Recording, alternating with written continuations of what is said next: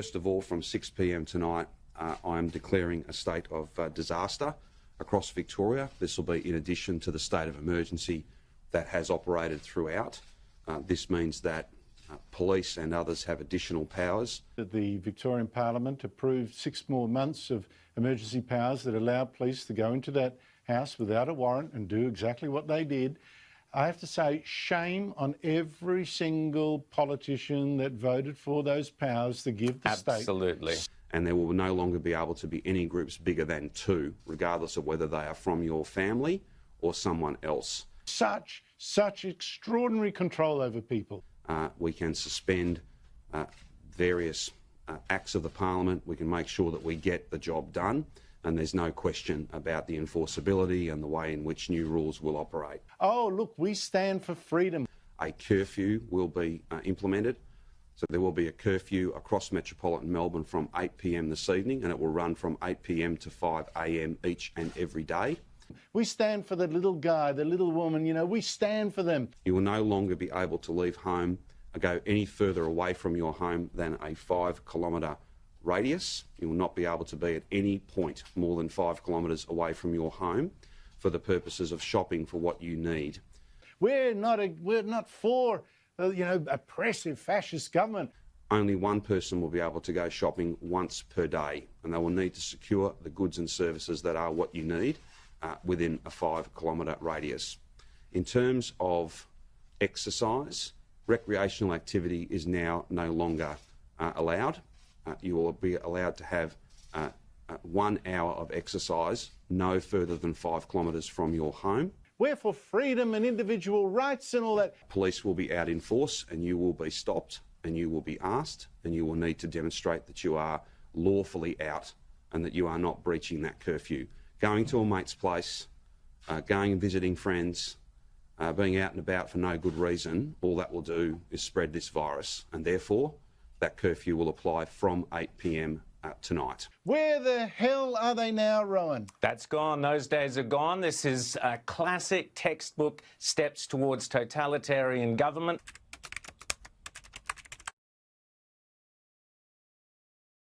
We've been warning about this on this show, on other shows, on Outsiders, on radio programs and newspapers. People have been saying you cannot use this virus, and you've explained in great detail, Andrew, and many people around the world have explained that the virus does not warrant these extreme measures. We will extend the state of emergency provisions within the Public Health and Wellbeing Act for a maximum of a further 12 months.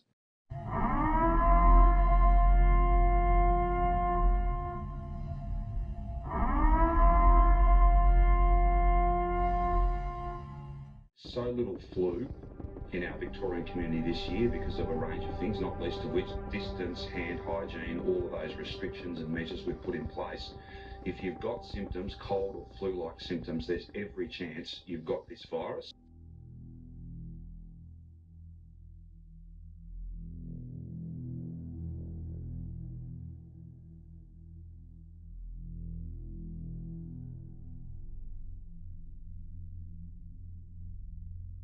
We are going to be wearing masks in Victoria and potentially in other parts of the country for a very long time. There's no vaccine to this wildly infectious virus, that it's a relatively simple thing, but it's also about embedding behaviour that I think is going to be just as important on the other side of this second wave.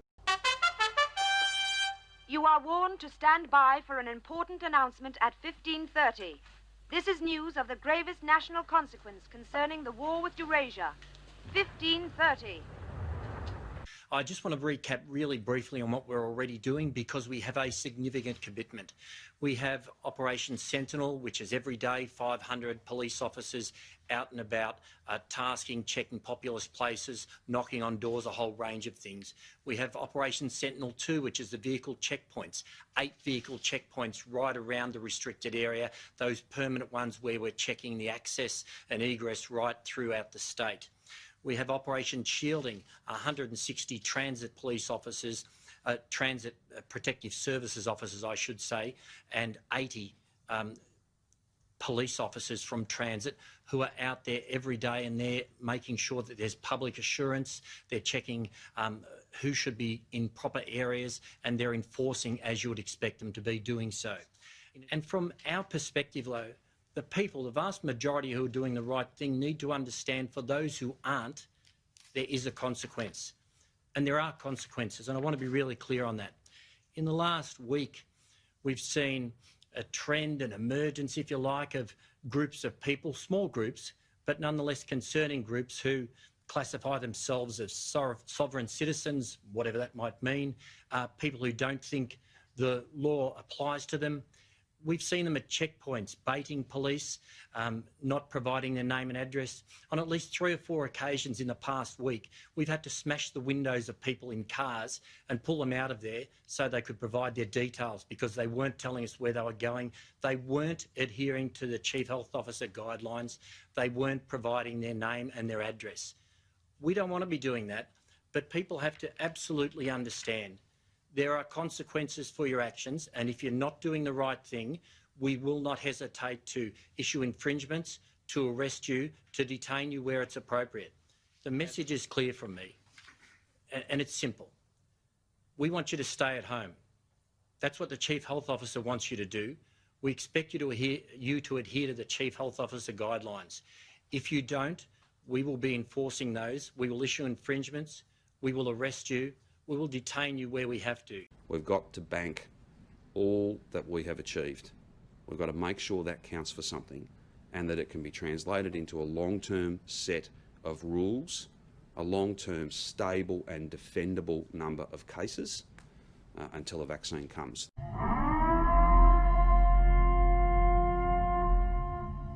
COVID-19 vaccine with 0 side effects in humans, developed by Australian researchers.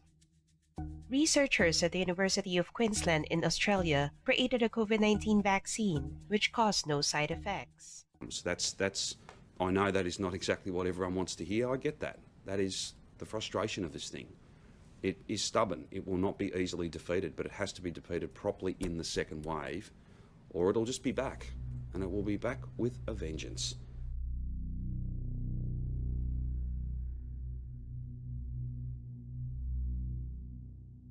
We've been able to secure for Australia 84.8 million vaccine doses through 2 agreements. 33.8 million vaccine doses through the AstraZeneca Oxford vaccine, and 51 million doses through the University of Queensland molecular clamp in conjunction with CSL. Of those, 81 million units will be produced in Australia through our sovereign vaccine program.